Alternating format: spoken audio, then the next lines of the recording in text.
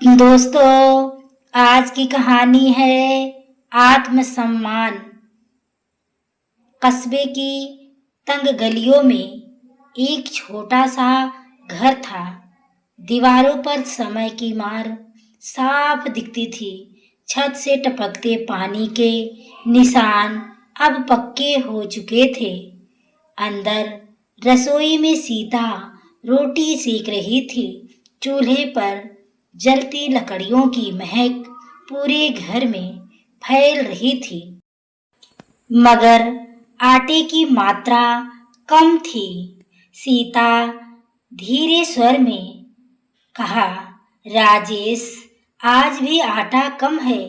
सोच रही हूँ बच्चों को स्कूल भेज दूँ, खुद ना खाऊं। राजेश हल्की मुस्कान के साथ कहा, सीता, चिंता मत कर, पेट खाली रह जाए तो रह जाए, लेकिन आत्मा खाली नहीं होनी चाहिए। बच्चों को भरपेट खाना मिले, यही काफी है। कोने में बैठे अजय और पूजा सब सुन रहे थे। अजय ने धीरे से कहा, दीदी, पापा हमारे लिए सब सहते हैं, हमें भी उनका सहारा बनना होगा। पूजा ने आंखें चमकाते हुए जवाब दिया, हाँ भाई, हम पापा का सिर कभी झुकने नहीं देंगे। उस दिन कस्बे की सड़क पर गाड़ियों का काफिला रुका। लोग हैरान थे। लंबी लंबी गाड़ियां, नौकर चाकर और बीच से उतरा एक आदमी। वह राजेश का बचपन का दोस्त रमेश था। अब वह शहर जाकर अमीर बन चुका था। लोग चिल्लाए, देखो देखो, रमेश आया है, पूरा कस्बा हिला देगा अपनी दौलत से। रमेश सीधे राजेश को ढूंढने गया। उसे देखते ही जोर से हंसा। रमेश, अरे राजेश, तू अब भी यही है? गली कूचे में तंग हाली में जी रहा है? चल मेरे साथ शहर, मैं तुझे बड़ा घर दूंगा, गाड़ी दूंगा, नौकरी दूंगा। राजेश शांत स्वर में, तेरी दावत के लिए शुक्रिया रमेश, लेकिन मैं यहीं ठीक हूँ। रमेश ने आंख तरेरी, ठीक है, लेकिन मेरी शर्त माननी होगी। अगर मैं कहूँ झुक तो झुकना होगा, अगर कहूँ चुप रह तो चुप रहना होगा। राजेश की आंखों में आग चमक उठी। राजेश, रमेश, भूखा रह लूंगा, बच्चों की पढ़ाई छुड़ा दूंगा, लेकिन किसी के आगे झुकूंगा नहीं। आत्मसम्मान खोकर जीना मेरे बस की बात नहीं। पास खड़े लोग कानाफूसी करने लगे। पागल है ये आदमी, इतना बड़ा मौका छोड़ दिया। देखना, इसके बच्चे बर्बाद हो जाएंगे। रात को घर में सन्नाटा था। सीता की आंखों में आंसू बह रहे थे। सीता, राजेश, शायद लोग सही कहते हैं, हमें रमेश की मदद ले लेनी चाहिए थी। राजेश ने उसका हाथ थाम कर कहा, सीता, मदद वह है जो हौसला बढ़ाए, ना कि सिर झुकाए। और मैं अपने बच्चों को हुआ पिता नहीं दिखा सकता। अजय आगे बढ़ते हुए कहा, पापा, आपने जो किया वही सही है। हम चाहे कितनी भी मेहनत करें, लेकिन आपके आत्मसम्मान पर आँच नहीं आने देंगे। पूजा सिर हिलाते हुए, हाँ पापा, हमें भले भूखा रहना पड़े, लेकिन आपकी पहचान हमारी कभी झुकने नहीं देंगे। गरीबों का बोझ बढ़ता गया। कभी स्कूल की फीस भरना मुश्किल हो जाता, कभी बीमारी का घर सारा पैसा खा जाती, कई बार चूल्हा ठंडा रह जाता, पड़ोसी ताने कसते, इतना अभिमान किस काम का? मदद मांग ले, बच्चों का भविष्य बिगाड़ रहा है। राजेश मुस्कुराकर जवाब देता, ये अभिमान नहीं, आत्मसम्मान है। जो इसे छोड़ दे उसके पास कुछ भी नहीं बचता। अजय देर रात तक पढ़ाई करता, कभी मिट्टी के तेल के दिए की टिमटिमाती रोशनी में, कभी चांदनी के नीचे पूजा माँ का हाथ बटाती और फिर पढ़ाई करती। दोनों भाई बहन पिता की तरह जिद्दी हो चुके थे। जिद आत्मसम्मान की रक्षा की। एक रात अजय ने दीदी से कहा, दीदी, जब मैं बड़ा आदमी बनूंगा तो सबसे पहले पापा को वह सम्मान दिलाऊंगा जिसके वे हकदार हैं। पूजा मुस्कुराई, और मैं तुम्हारे साथ रहूंगी, हम पापा की पहचान बनेंगे।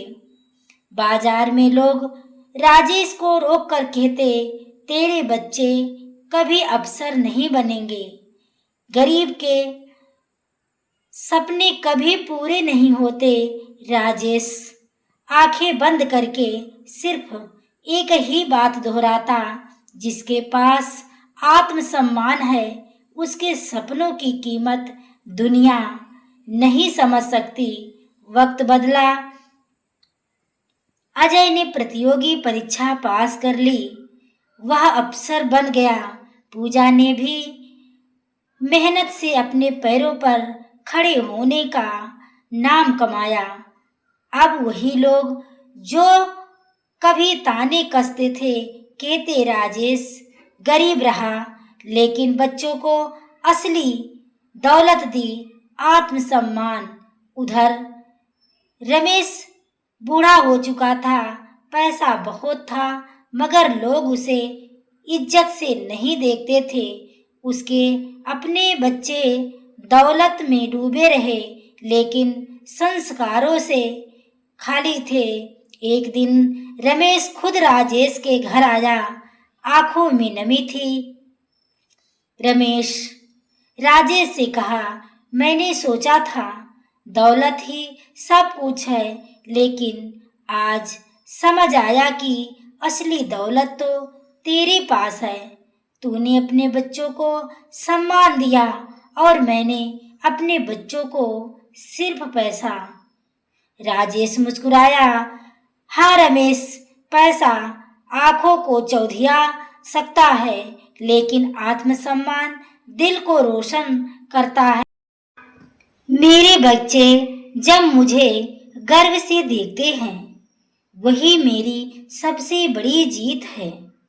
अब कस्बे के लोग राजेश को आदर से सलाम करते, बच्चे गर्व से कहते, हमारे पापा ने हमें जीना नहीं बल्कि आत्मसम्मान के साथ जीना सिखाया है। गरीबी बीत जाती है, पैसा आ जा सकता है, लेकिन आत्मसम्मान यह इंसान की सबसे बड़ी पूंजी है। जो इसे खो देता है वह सब कुछ खो देता है और जो इसे बचा लेता है वह इतिहास में अमर हो जाता है। पहला पड़ोसी ताने मारते हुए कहा, राजेश, तेरा यह आत्मसम्मान पेट भर सकता है क्या? तेरे बच्चे भूखे रहते हैं, स्कूल की फीस भी मुश्किल से भर पाता है। दूसरा पड़ोसी हंसकर, इतना अभिमान किस काम का? अगर रमेश की मदद ले लेता तो आज चैन की जिंदगी जी रहा होता। सीता ने चुपचाप सब कुछ सुनती है, उसकी आंखों में आंसू आ जाते हैं। वह घर लौटकर राजेश से कहती है, सीता धीमे स्वर में कहा, राजेश, क्या वाकई में हम गलती कर रहे हैं? बच्चों का भविष्य दांव पर है। लोग रोज ताने देते हैं, मेरा दिल टूट जाता है। राजेश ने संयमित मगर दृढ़ता के साथ कहा, सीता, लोग क्या कहते हैं उस पर ध्यान मत दो। याद रखना, पैसा हमें 2 दिन का सुख देगा लेकिन झुका हुआ सिर हमें जिंदगी भर का दुख देगा। हमारे इस बच्चे भूखे रहकर भी सीख रहे हैं कि इज्जत सबसे बड़ी पूंजी है। अजय और पूजा यह सुनकर और अधिक मजबूत हो जाते हैं। अजय ने मुट्ठी भींचते हुए कहा, पापा सही कह रहे हैं, हम सब मिलकर मेहनत करेंगे, एक दिन यही लोग हमें देखकर सलाम करेंगे। पूजा, हाँ पापा, आत्मसम्मान की यह विरासत हम कभी नहीं खोने देंगे। रात का समय, मिट्टी का दिया जल रहा है। अजय ने किताबों में डूबा हुआ बैठा है। दिए की टिमटिमाती रोशनी उसके चेहरे पर पड़ रही है। पूजा माँ के साथ रसोई में काम खत्म करती है और फिर अपने हिस्से की किताब खोलकर पढ़ाई करने बैठती है। सीता थकी आवाज में कहा, बेटा अब आराम कर लो, सुबह स्कूल भी जाना है। अजय गंभीर स्वर में, नहीं माँ, जब तक पापा का सिर गर्व से ऊंचा ना हो जाए मैं आराम नहीं करूंगा। हमें उनकी मेहनत का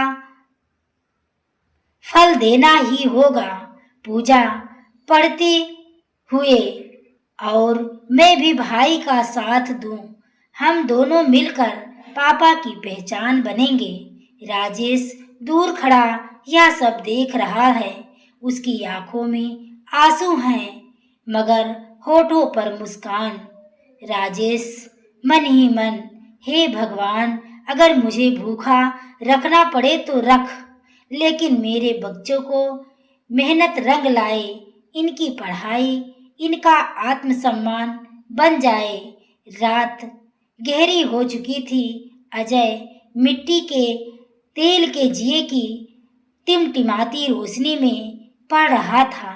सीता धीरे से बोली, सीता थकी आवाज में, बेटा थोड़ी देर आराम कर ले।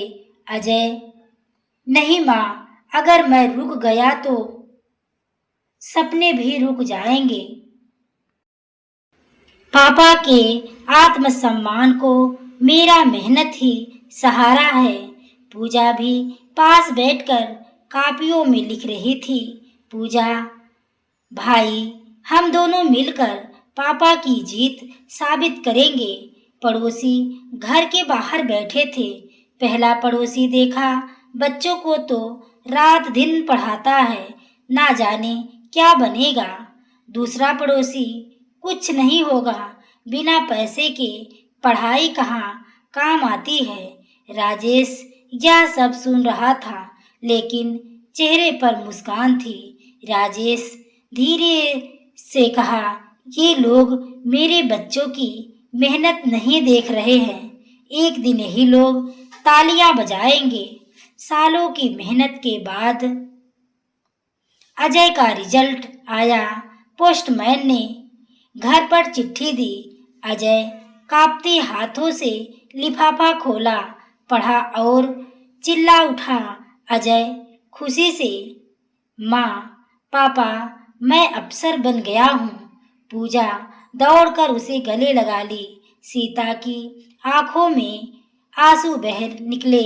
सीता ने राजेश को ओर देखा, कहा, देखो राजेश, हमारे संघर्ष की जीत हो गई। राजेश ने बच्चों को सीने से लगाते हुए कहा, राजेश, ये तुम्हारी मेहनत है बेटा, और ये जीत हमारे आत्मसम्मान की है। अजय अफसर बन गया था, मगर पूजा का मन भी छोटा नहीं था। वह माँ के पास बैठकर बोली, पूजा, माँ, अभी मेरी बारी है, मैं भी पापा के नाम को रोशन करूंगी। सीता ने मुस्कुराते हुए कहा, बेटी, तेरे पापा की सबसे बड़ी ताकत तू ही है। पूजा ने पढ़ाई शुरू कर दी और साथ ही माँ का काम भी संभालने लगी। कस्बे के लोग अब धीरे धीरे बदलने लगे। पहला आदमी देखा, राजेश के बेटे ने अफसर बनकर गांव का नाम रोशन कर दिया। दूसरा, सही कहा, ये सब उसके आत्मसम्मान का फल है। वही पड़ोसी जो पहले ताने कसते थे, अब राजेश को आदर से सलाम करने लगे। शहर में रमेश अपने आलीशान बंगले में अकेला बैठा था। पैसा बहुत था, मगर उसके बच्चे उससे दूर हो चुके थे। रमेश आह भरते हुए कहा, मैंने उन्हें पैसा दिया पर संस्कार नहीं। शायद राजेश ही असली जीत गया। उसकी आंखें भीग गई। कई साल की मेहनत के बाद पूजा ने भी बड़ी परीक्षा पास कर ली। वह अध्यापिका बन गई। स्कूल के पहले दिन बच्चों ने उसके पांव छुए। पूजा खुश होकर, ये सम्मान मुझे नहीं, मेरे पापा को मिला है, जिन्होंने हमें कभी झुकना नहीं सिखाया। गांव के लोग राजेश को घर इकट्ठा हुए।